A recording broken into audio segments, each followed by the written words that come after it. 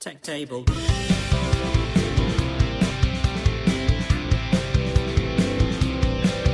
Table.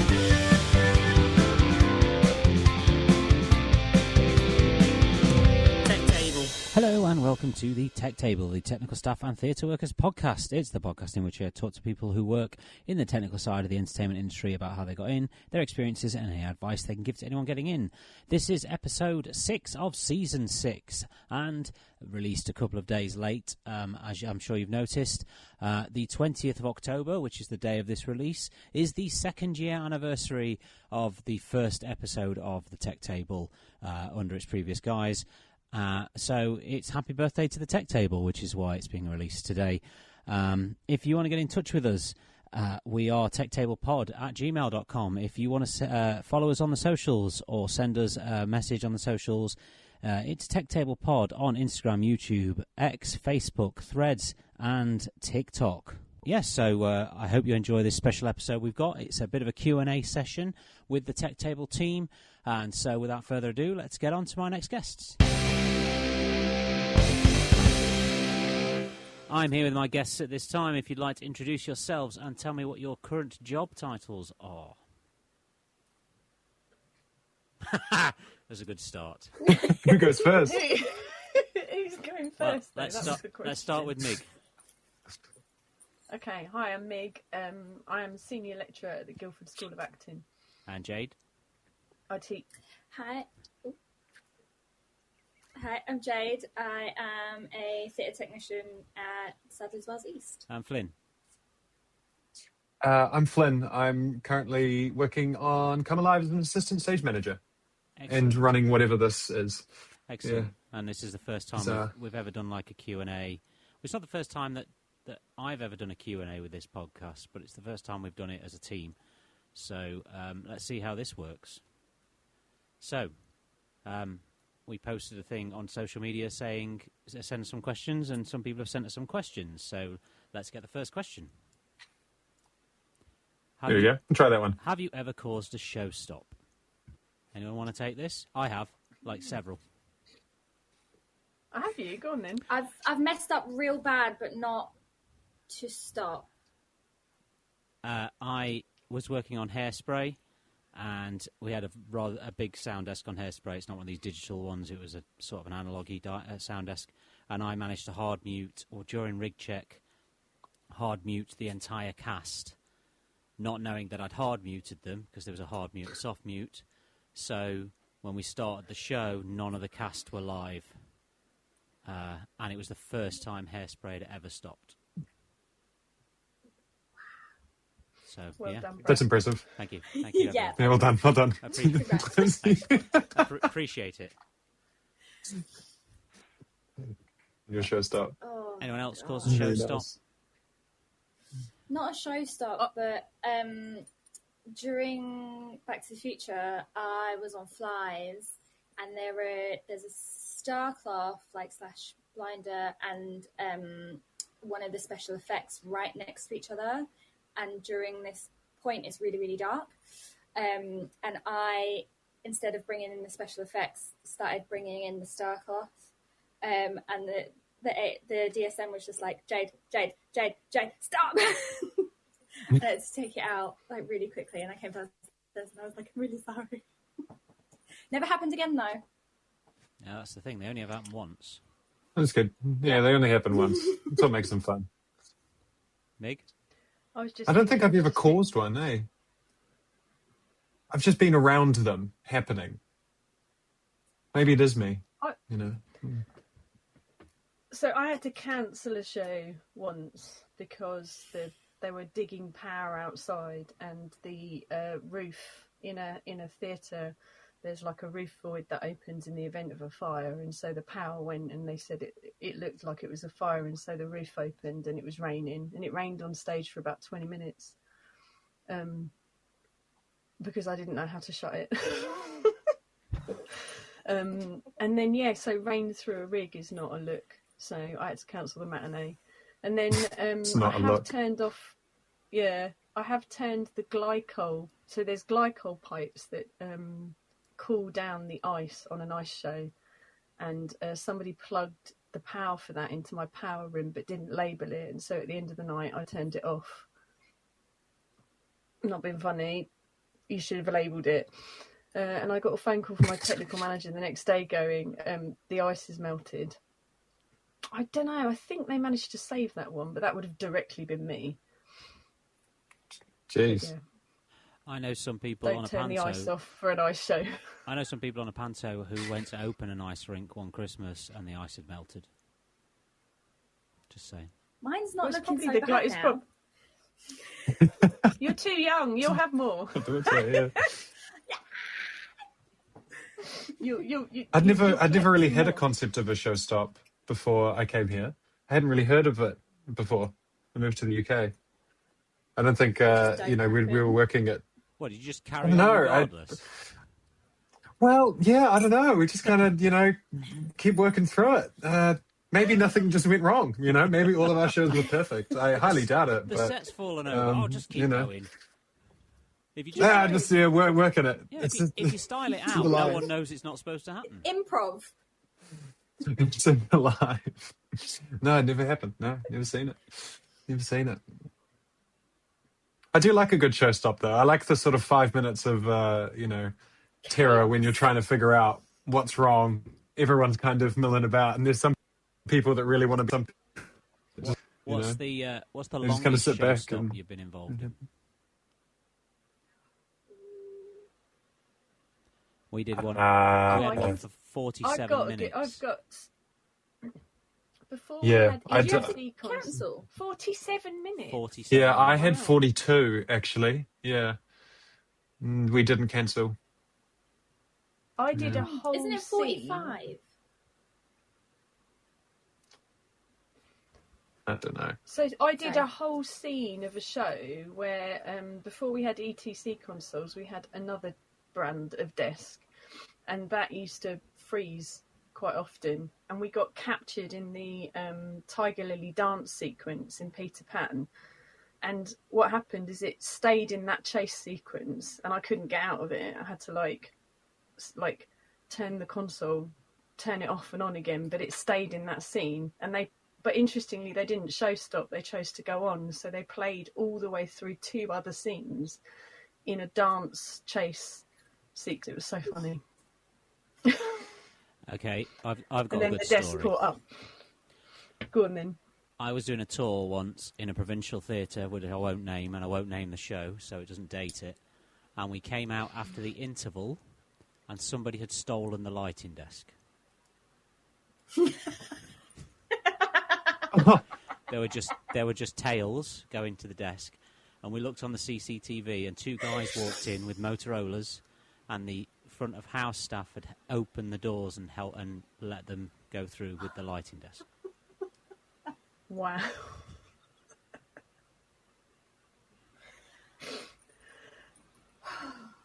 I've never locked my control room door. I might have to think about that now. So yeah, there's your.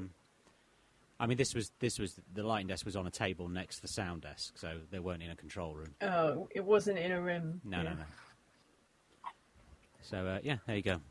So what's the? Let's have the next question before we go too deep in the weeds on these. Yeah, funnily enough, I'm assuming you can still hear me, but I've been kicked out of my own meeting. I don't know how this has happened, but this is all you see of me now. But somehow I can still control what's happening. You just can't see me. All right, that's good. Right, what is the hardest show you've ever had to work on? I assume that's technical wise. Yeah, when we read this on Instagram, it did say technically wise, from a technical perspective, which Okay. changed my answer. Ah. Do you want me to go first? Yeah, you go first. So, without a shadow of the doubt, I did the Olympic opening ceremony, and Whoa. I had to do the lighting for the torch boat. So, David Beckham carried the torch on a section of the Thames from Tower Bridge all the way through to the stadium, and the boat lit up like a Christmas tree, of course. And it was just one of the hardest gigs I've ever had to do, because of course it was I got seasick from adjusting all the lights on the Thames where I was going like this the whole time. And yeah, obviously we didn't have that many IP rated fixtures back then, so we had to source waterproof fixtures to go into the boat. The hardest, but also obviously the most rewarding and probably one of the biggest gigs I've ever done. So, but I did want to throw myself into the Thames at least 2 or 3 times during that gig. I'd love to do an Olympics. That's definitely a bucket list job for me, to try one of those. That would be so cool. I really want Eurovision. I don't know how or like when, but I really want Eurovision. I was lucky enough to go and do a tour of that when it was in Liverpool, but yeah, it was a good gig. I didn't work on it, I just was lucky enough to get a backstage tour. Nice. But yeah, I'd sweep the stage on that gig if anyone wants me. Yeah. Yeah, literally. I'm sure everyone from the production side of Eurovision is watching. Yeah. Hello. I hope so. Yeah. I'll be the tea runner. Yeah, I'll get tea. I'll babysit artists. Like, it's all good. Yeah. Bram, what's yours? Technically, Zorro, probably the tour of Zorro, but purely and simply because it was such a huge show, and we were doing weekly moves, so we were actually moving it more. We were moving it longer than we were actually doing the shows. We did 3 shows a week. It was insane. I remember that. You Yeah. came through Wimbledon with it. I remember it was massive. It was utterly huge, and so really long get out, wasn't it? yeah. The first loadout, sound wise, we finished at 22:11 in the morning, and then we drove from Eastbourne to Woking, and then did the fit up that afternoon.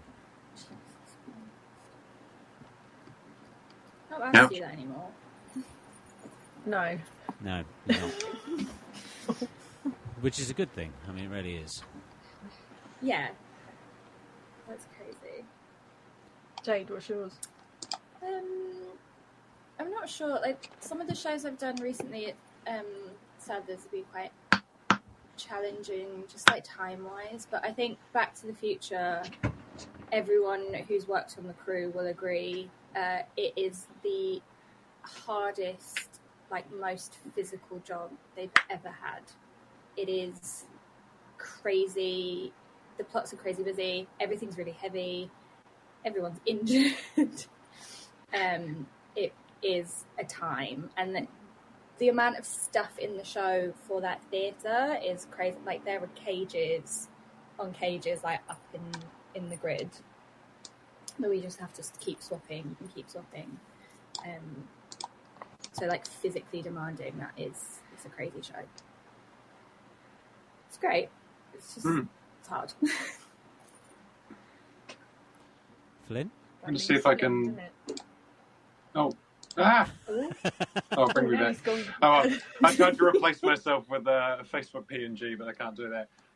It's probably the picture of Dorian Gray. That was the hardest show that I've ever seen worked on.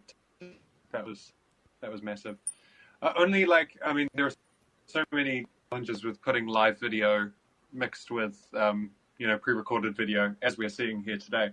But one of the I thought was really incredible was Sarah at one point has to go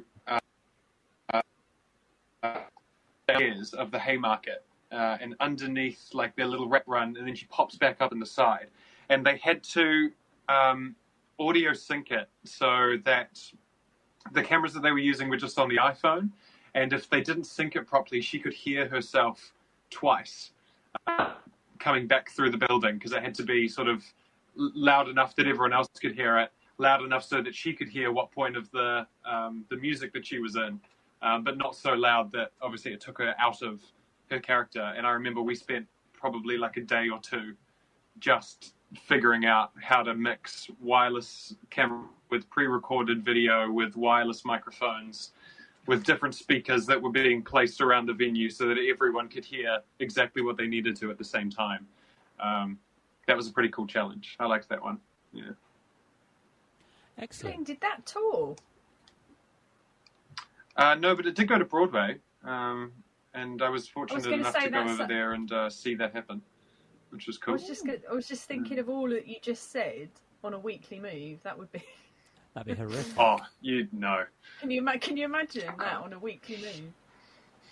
God, there's no way. I mean, the amount of fine-tuning in the building that we had to do with Wi-Fi networks and... Yeah, and then actually when they went to Broadway, I thought it would be easier, but no, everyone's Wi-Fi was just interfering. Older brick buildings were just horrible for it. Yeah, don't do a show relying on Wi-Fi. It's really the really the crux of that story. Mm. Oh, there's some good answers there. Shall we move on? Yeah. What's the next question? What's this other one? If you could change there you something go. tomorrow, what would it be? I'm assuming that's in the industry, not just something.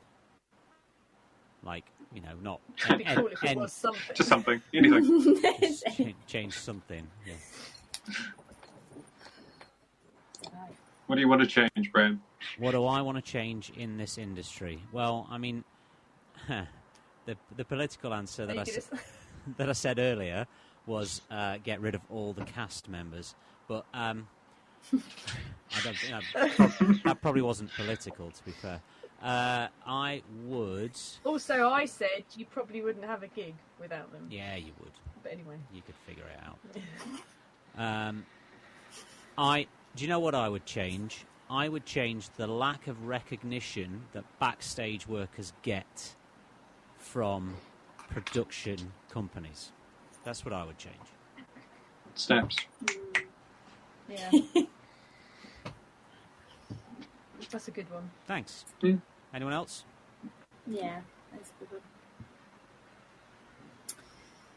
one. I think, it comes up often. It's just, women and childcare and stuff.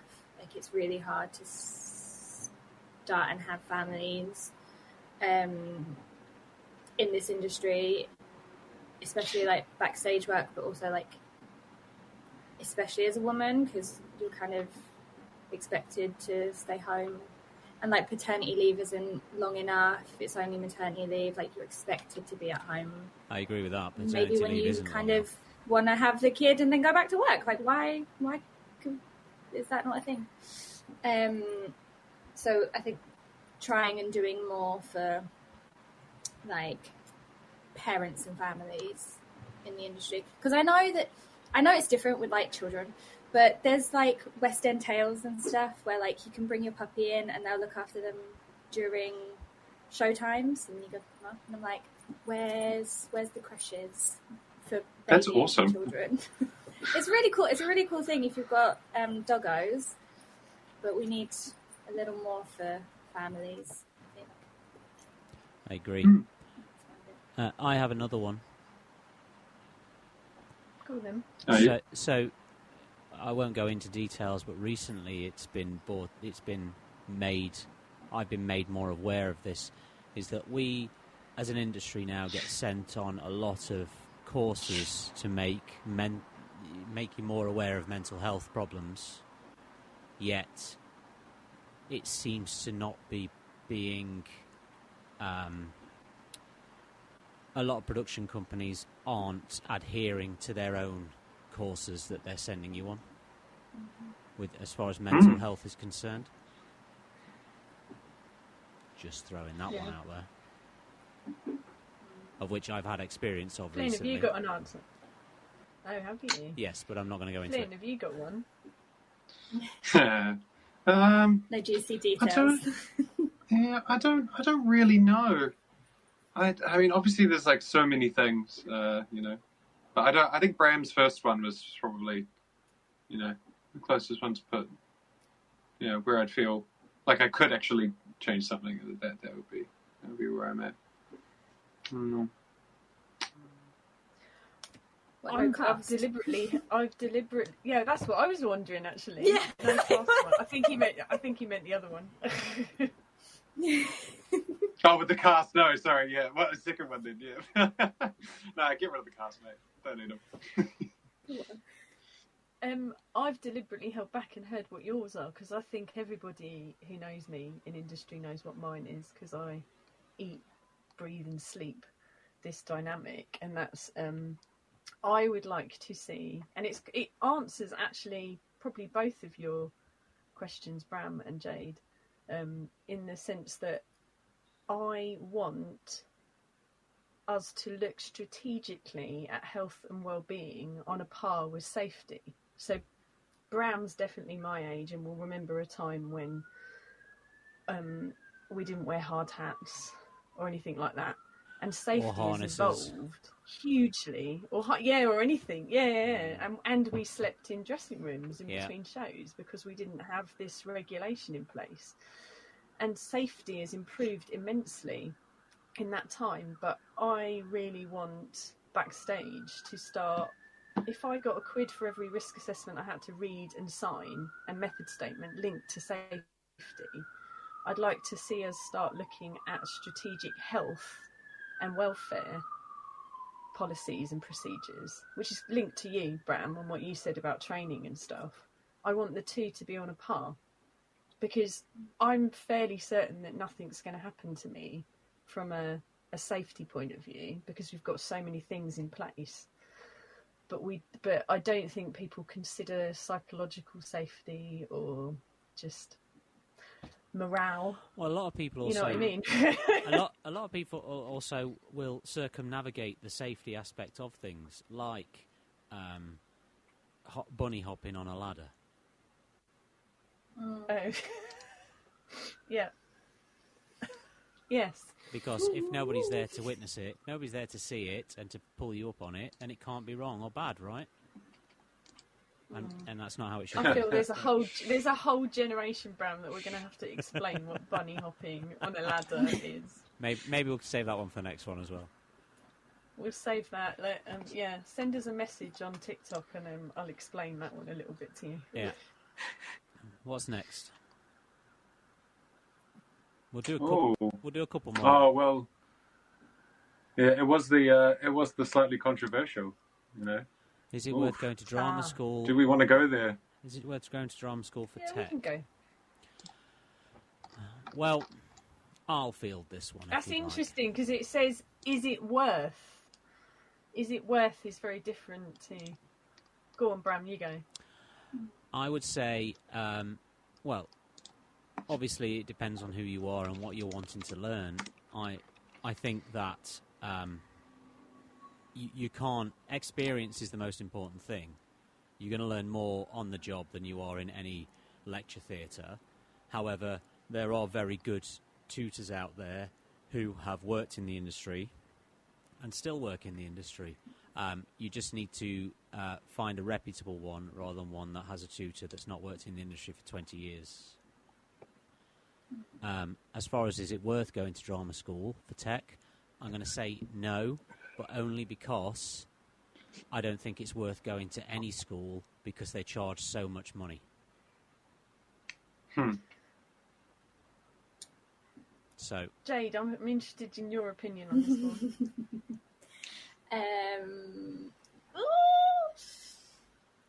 Yeah, my time at drama school was odd, and I wouldn't say it was completely useless. Like, it wasn't completely useless. It was, you know, I did learn a lot, like in my first year and stuff. But my opinion kind of slightly differs because I don't believe anybody should go to university at 18. So trying to choose something that you want to do for the rest of your life so young is quite difficult. And also the course that I did, it's tough because the course I did doesn't exist anymore and it's something you can't really teach. So I left uni believing I was going to be one thing and I've become completely another thing, and I probably won't become that thing for 20 more years. Some people have done it, but not on the scale that I want to be at. So it's really hard to say whether it's worth it or not, because you do learn lots about your craft. and then you can go into jobs being like, oh yeah, I know what this is. Like I got my first job because I knew how to fly, and that came from drama school. What are you, like Superman or But something? equally, if you Yeah, that's crazy. You just like get out and fly, like. Or did you hey. take Yeah, flying, man, did you take you know. flying lessons when you were a kid? Yeah, that's cool. TFL, Flynn, what's your I can opinion on just- this? Look, I mean, I didn't go to drama school for tech. I went as an actor. So I do agree with Jade's point, though, that I just don't think you should go so young. Like, yeah, give it a little bit of time, especially if you want to be an actor. But for tech, I don't know. I mean, on the job training is what got me to where I am currently. I feel like if you're looking for a start and if you don't have a good network of people, it's a nice place to be. I don't know what drama schools here are like. I didn't go to one here. Obviously, I went to my one in New Zealand, but my drama school was quite holistic and very inclusive, and it was about learning about all departments and everything that they do. So if you're able to go to a drama school and look at it like that, I would encourage it. I Keep your options open. I really think that certainly people of my generation only really went to university because it got them out of the small town that they grew up in, and they didn't want to live there anymore. Bram, did you go uni? Did you go to uni? I did go to uni, yes. Okay. Waste of money. Did that you was. study sound? I did music technology. I was one of the first years in the country to do music technology as a degree course, and it was not the best. But it sort of, in an outside way, got me to where I was. So I suppose it was worth going. So Flynn went to uni. Bram, you went to uni. Yeah. Jade, you went to uni. Yeah. I got a degree. I've waited till the end because, of course, I'm fundamentally a university teacher. So I'm gonna sit here and I'm gonna say, yes, it is worth it. No, I think it only if it suits you. I don't believe that every human will get on with the university model. And also, it's really important to note, they've written drama school there. There's a big difference between a drama school and a university that I could probably do a whole speech on. But a conservatoire model is very, very different to a university model. And drama schools really pride themselves on vocational teaching, which is, Jade, why you learned and had that skill set of flying when you graduated, because the conservatoire model doesn't put you in a lecture theatre. So it's quite funny that I say I'm Mig, I'm a senior lecturer, which makes me sound proper geeky. But my natural habitat is not in a classroom with a PowerPoint presentation. It's in a studio with rope, a telescope, and a bunch of lamps. So I studied and I went to university, and I went to a drama school. And I wouldn't be where I am today without it. I needed that conduit to get me in. I did study when it was a lot cheaper, not going to lie to you. And I'm with Bram because it is super duper expensive. So you do need to weigh that up because the tuition fees are quite incredible. My advice is it's a buyer's market. Does that make sense? In the sense that you should absolutely shop around, and a bit like what Bram said, go and meet the people that are going to teach you. Because my answer to that question is, if you come to my drama school, I take it really seriously, the job of teaching you and training you. And it is absolutely my job to make you industry ready. And I take that really seriously. What I would also say... But... What I would also say is, whether you're wanting to go to drama school or not, or whether you're thinking about it or not, go and find a local theatre and offer to do some casual work. which is what we advocate a lot. It's really important to get out into the sector, but really important in this section to highlight the good apprenticeships that we have in our sector at the moment. So there's lots and lots of apprenticeships. So if the university or the drama school model doesn't work for you, or it's not financially viable, there's some great apprenticeship models, and there's also some fantastic boot camp tech courses. The South Bank Centre do a really good boot camp 3-week technical training course, which will help you get into backstage theatre. And the last thing I'll say on it is, that how you got into it? I did the National Theatre ones, not in National Youth Theatre, but the ones at the National when I was like 16. So that's how I found out about stage management and stuff. So then I could go, I kind of want to do this at uni. But without that, I wouldn't have had a clue. There was no podcast, there was no TikTok series, there was nothing. I had no idea. I just did drama at school. The last thing I think I'll say on this is that having a degree is essential if you want to go into certain areas.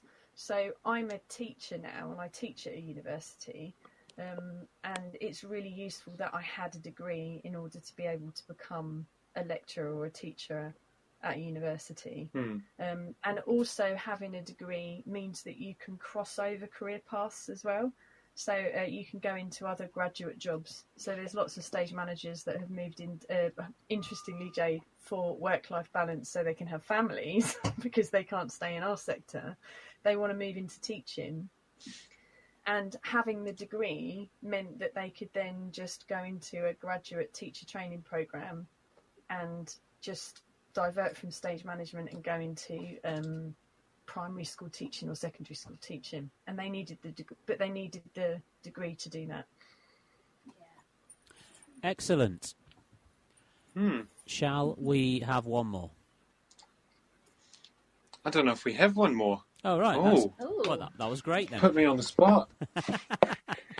No, I don't think we have another one, unfortunately. Oh, that's fantastic. Well, thank you, everybody, for all the questions. And I'll say this now then. So thank you all for joining me for this special episode. Happy birthday to the Tech Table, and long may it continue. Happy birthday. Happy You birthday. should put like a song or something. I feel like we should sing. Happy birthday. We should have brought cake. I got biscuits. With a candle. Oh, that'd be really sad though if it was just me with a cake and one candle in it. That'd look really sad. Anyway, thank you for joining me. Thank you. This is so fun. Thank you.